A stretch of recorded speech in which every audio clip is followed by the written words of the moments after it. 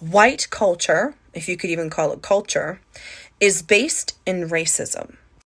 It was a narrative created by colonizers, like my Portuguese ancestors, in order to justify what they were doing to other people on the continent of Africa and even here in North America.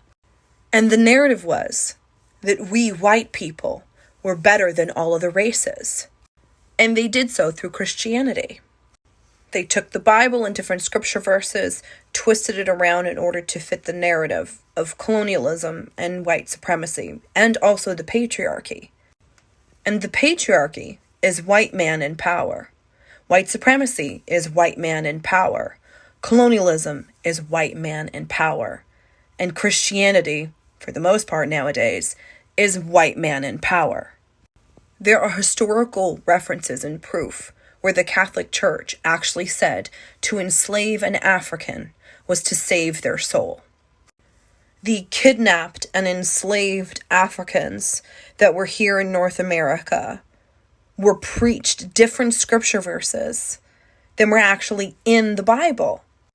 And that's why they weren't allowed to read.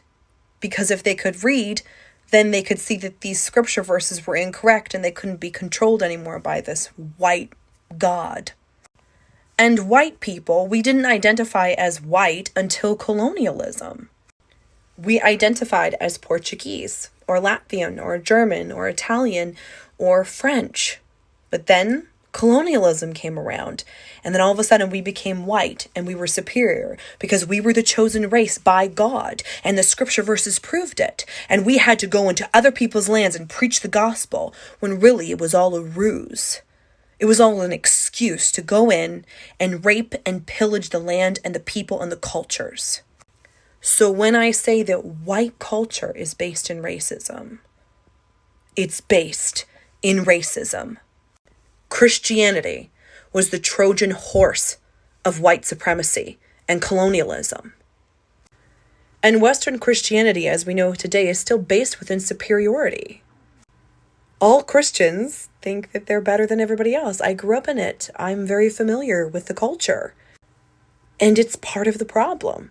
There's a reason why most of Trump's supporters are Christians. It's because they don't even realize that the conditioning of colonialism and Christianity and the patriarchy is so deeply embedded within them and their identity that they don't even see the truth. Christianity is based in superiority, in white superiority, in white culture, which is all based in racism.